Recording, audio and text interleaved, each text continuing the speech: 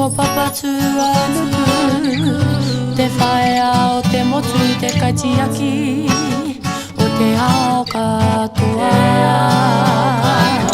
Today we are releasing the first augmented reality app which has a Māori story on it. The app is called T.I.A the Tui, which means Te Ira Aotearoa, which translates into the DNA of New Zealand. Tamariki atale, karere karere, mawayo tangaroa.